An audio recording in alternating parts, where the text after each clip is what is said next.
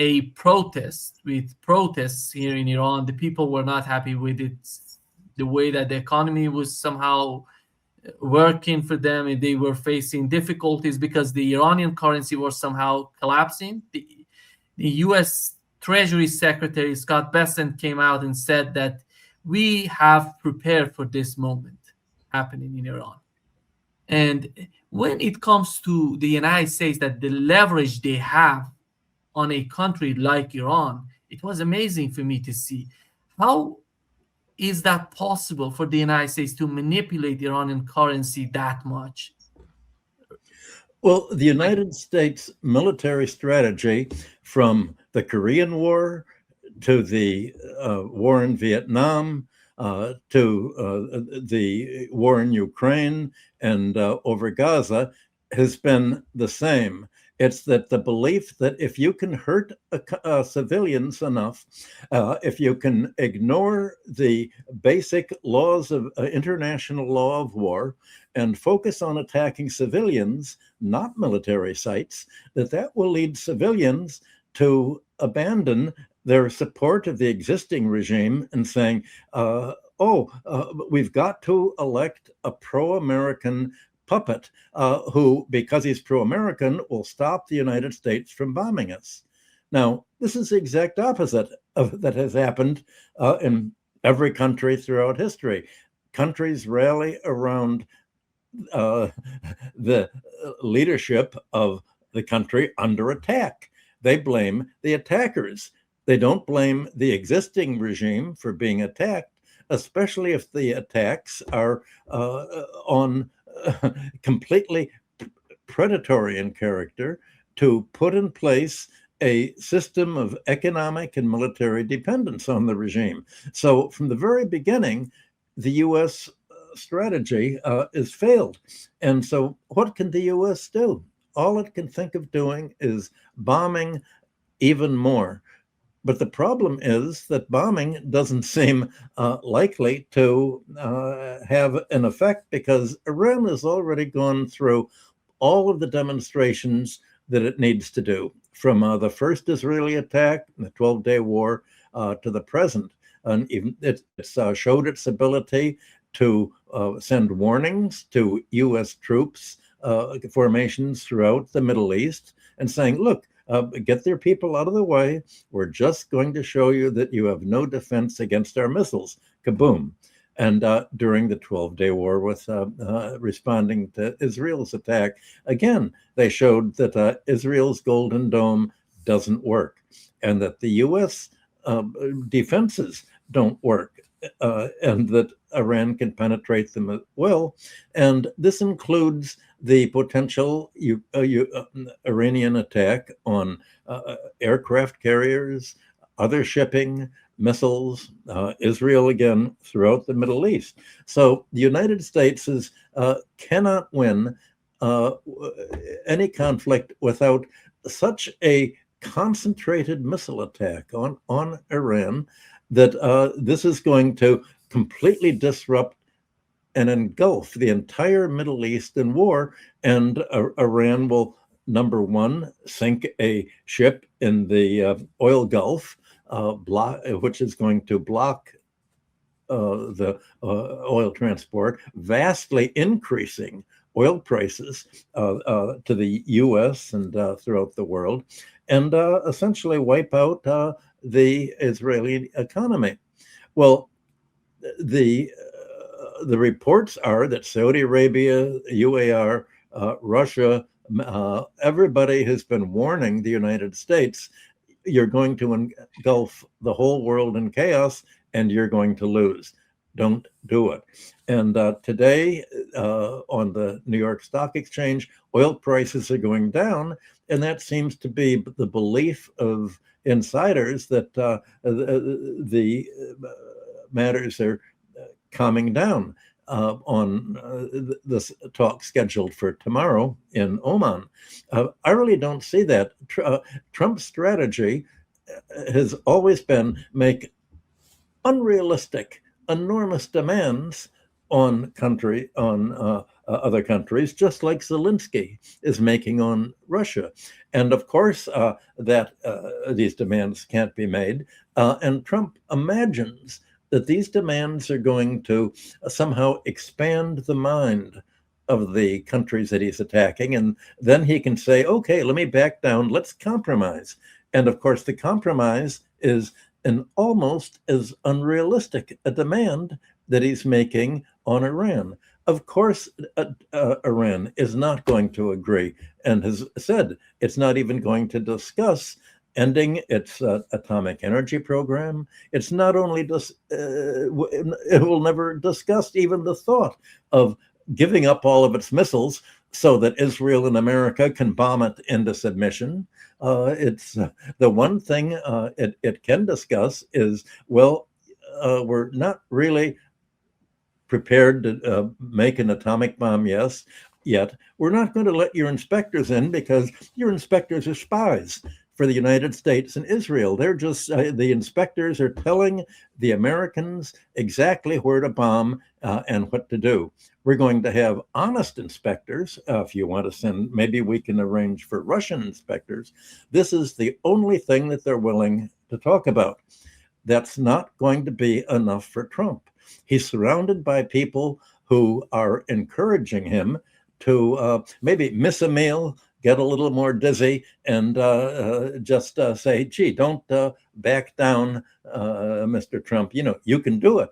And so my expectation is that against all reasonability, the United States is going to try to attack Iran in some way and then wing it. And the way it'll attack it is the usual salami type tactics. It will begin by a little bite here, a little bite there, just to probe Iran. And the question that I would have, and I bet your military advisors on your show are going to have, is, well, at what point will Iran say a little attack is still an attack? If you attack us, we'll look at that as the preliminary big attack on us, and we're going to go kaboom from the start. I think that is probably its best defense. Yeah. Actually, they're talking that way right now, Michael, that any attack on Iran would be responded by tremendous, overwhelming, attack on all these assets of the United States in the region on Israel. That's what I'm hearing from the domestic media Right. here. They're all prepared to do. I hope that nothing would go in that direction because I don't see anything good coming out of this. Richard, your understanding. Well, if it's correct that there's now another move to demand that Iran stop selling oil to China, then you put that together with the embargo declared yesterday against allowing any Venezuelan oil to go to China. Both Iran and Venezuela have supplied oil to China for quite a while in significant amounts. Not significant for Iran and significant for Venezuela. China would not have much trouble replacing oil that got, if it were intervened in this way. Russia has virtually unlimited, and then there are other parts of the world that will continue to sell to China. But I want to underscore a point that we have been making on your show for a while. This is behavior that is desperate. It is desperate. It is behavior that, I think Michael said it, violates international law. Venezuela was not a threat to the United States by any reasonable calculus, nor is Iran.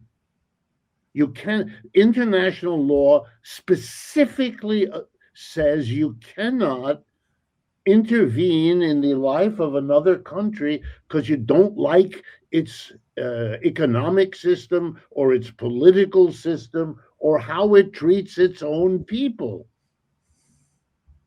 any more than another country could say that the repression of black and brown people in the United States is offensive. Yes, it is. But they don't attack the United States, partly, of course, because they don't have the power, but it's also the law. I mean, the that's why the law was set up. That's for the same reason as the League of Nations was set up and the United Nations was set up, and all of the documents founding these organizations, which the United States signed, all of them prohibit what is being done now. And this is not to be attributed to Mr. Trump's bizarre personality. This is something that is being supported by the employer class of the United States. They are not revolting against him. Working class is moving against Mr. Trump. Absolutely. The general population. Absolutely. We actually have general strikes. We had one in Minneapolis over the last couple of weeks. It spread to large parts of Minnesota. And over the last few days, unions around the country have announced May 1st of this year will be a general strike. Yes, the first ones will be spotty. They will be uneven. They always are.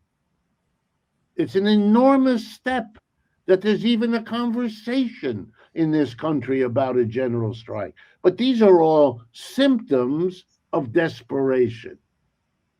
And the real risk is that Mr. Trump and his advisors, living in the bubble that they have created, are going to make one mistake along the way, and then we will all suffer.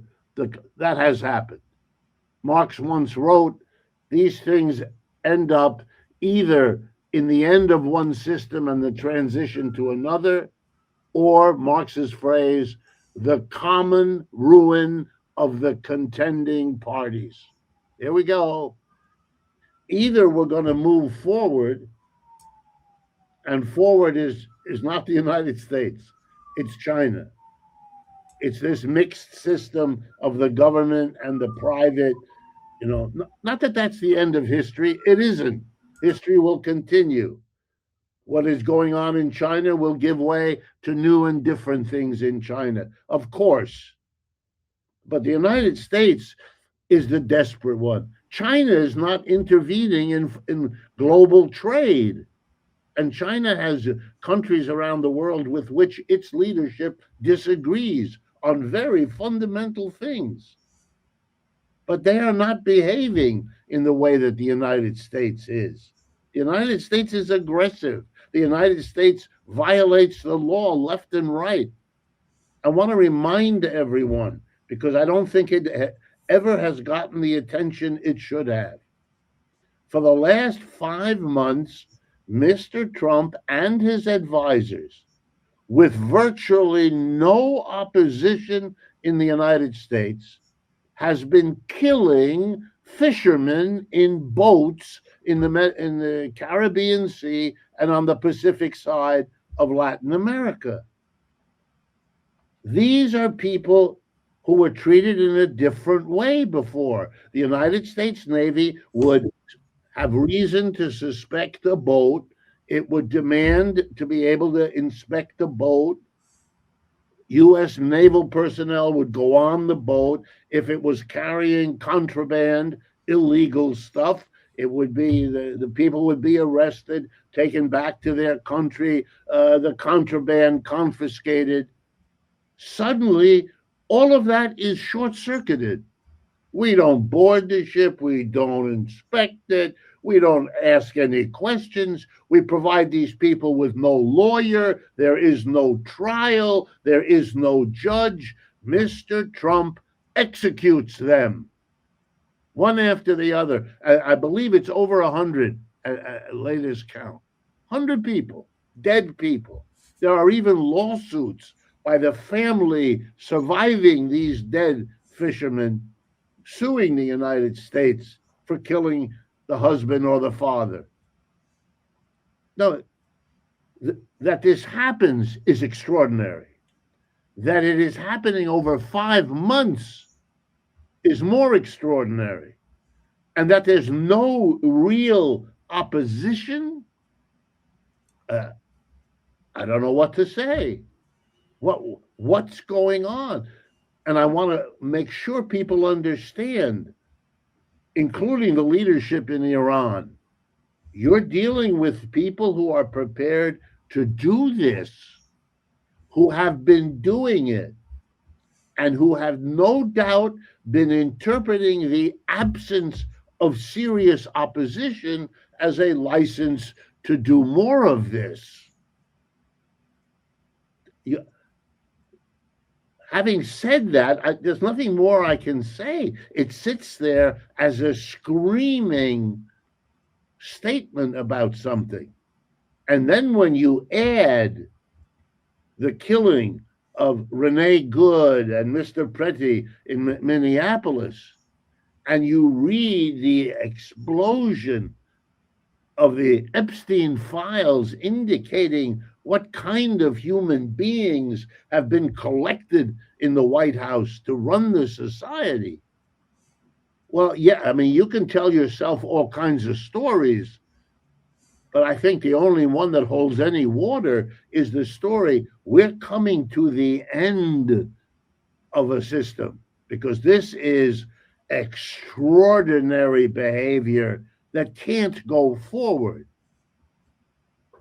We can't have, otherwise we are simply heading to World War III. We will have learned nothing from the two horror wars of the 20th century, and we're going to have one more. And I want to remind people, the two wars of the 20th century were the end of the British Empire.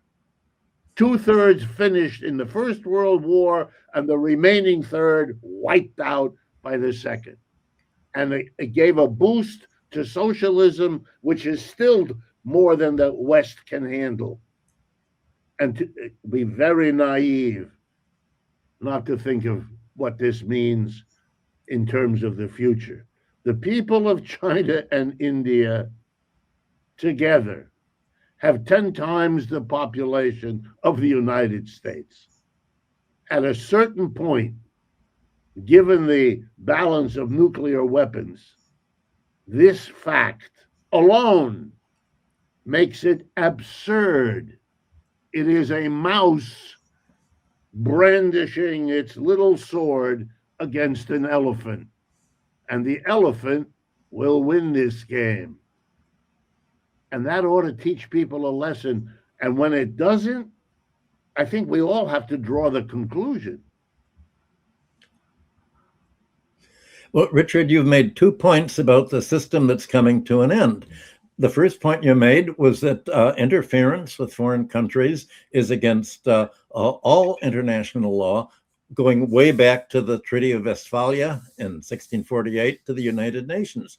And the second point that you rightly emphasize is that the attack on the fishermen and boats in Venezuelan waters, some from Trinidad, not even Venezuelan, is also a violation of the international law of war. And in addition to the attacking these boats without a probable cause, and with there being basically civilians, not military, there's a law against camouflaging warplanes as civilian craft. And that's being done. These are criminal acts of war, yet no country has dared to risk U.S. retaliation by challenging this in the International Criminal Court, unlike the case with Israel's attack on Gaza. So Trump's demands on Iran are not a violation of the U.S. Charter, and perhaps the countries that are most affected by immediately affected by any war in the Near East are going to be Saudi Arabia and the UAR and the other Near Eastern neighbors that have American military bases there. So perhaps they should, instead of telling Trump simply, look, we're going to warn you, don't go to war against someone bigger than you. Remember, you're a Michael, you bully. mean UAE? You mean Yeah, United Arab Emirates? yeah, UAE. Go ahead. yeah. So they could say, well, we will not just warn you, we will join a case with Iran before the International Criminal Court to accuse you, Trump, of being a war criminal, so that you cannot go to any of these countries without being arrested. And we will add Besant, and we will add your cabinet, who are the responsible members for this. And this will be a very public accusation that, far from being a deserving a Nobel Peace Prize, you're a war criminal by what you're doing. And we're going to apply the laws of war against you because it's illegal. Otherwise, if they don't do that, then what Richard just said, a system is coming to an end, and it's a system of international law that was the whole spirit of Western civilization, trying to prevent war, and if there has to be a war, prevent attacks on civilians, which is just happening. I'm sure there can be, especially from the Iranian leaders themselves, a statement that this is not only a principle of Islamic law, but it's written into all of the United Nations bodies of law and the International Criminal Court. So the question is the United States, in addition to violating the Constitution, as it's doing in Minneapolis, as Richard has described, it's violating the whole principle that was supposed to underlie Western civilization. This can be made into escalated into a civilizational legal fight, which for Trump is a public relations fight, and that's the fight in which he lives. Look, let me expand in two other ways on this. One about Mr. Trump and the domestic reflection of all of this, and the other one about Europe, because we've also had conversations about the peculiar position of Europe, and it's relevant here. But first, domestically, over the last week, Mr. Trump made a comment that suggested that we're not going to have a midterm election in November, or that we don't need such elections, or that the Republicans or the federal government will take over some or all of the elections. Well, again, this is an extraordinary departure. The Constitution gives the states the control of the election process. He would have to take it away from the states and make it a federal responsibility and give it to one of the two major parties, which would violate everything, you know? Well, the press asked follow-up questions, and his spokesperson, a woman named Levitt, explained that the press had misunderstood. Mr. Trump was joking. Now, no one believes that, but she tried. He then followed up by explaining in the next press conference that he was not joking. In other words, he contradicted his own spokesperson on that point. He wasn't joking. So the disregard for international law, the aggressive action towards other countries that pose no credible threat against the United States, etc., which, if we let it go, will mean that the United States can say whatever it wants about any country in the world, that it is engaged in drug trafficking. Most countries in some way are. It's an international business. And so then what the world will be under the gun of a perpetual threat from the United States militarily the way it already is in terms of tariffs. This is not a tolerable arrangement for the whole rest of the world. It requires the rest of the world to live in a state approaching the anxiety that Iran has now had to live with for God knows how long. And now Europe.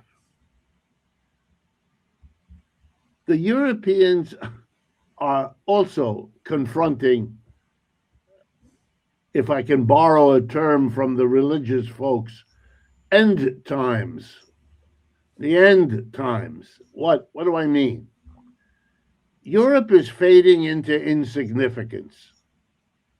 It is now the afterthought to a world economy in which the United States on one hand, China and the BRICS on the other hand, are the great power economic centers of the world economy, and they look like they're going to be that for the next little while at least. There is nothing that Europe can say or do unless it achieves two things, which it has to achieve. Number one, now that the United States is not only not protecting them, but assaulting them, demanding tribute from them. What von der Leyen promised, 700 billion in energy purchases, another 700 billion in quote unquote investments, that's tribute. That's not different from anything we have seen historically when a dominant power demands tribute from subordinate powers. Okay, the only way they can escape the inevitable subordination that they've just agreed to, and they know this, is if they do two things. Number one, develop their own military defensive capability, which will cost them a fortune for the next 10 years. And the second thing, just as important and just as expensive, is they have to invest in catching up to the modern technology that has advanced in the United States and advanced in China and not in Europe. I mean, everything having to do with high-tech computers, artificial intelligence, all of that, where Europe is a spectator, looking rather like Asia, Africa, and Latin America, minus, of course, China in Asia. All right, these are two enormous expenditures over the next 10 years. Create a military and do this kind of investing to catch up technologically, to do what China has done. Okay? Now, the only way they can pay for that, the only way, if they can overcome their political stasis, if they can overcome the fact that all these little countries have a hard time agreeing with each other on anything.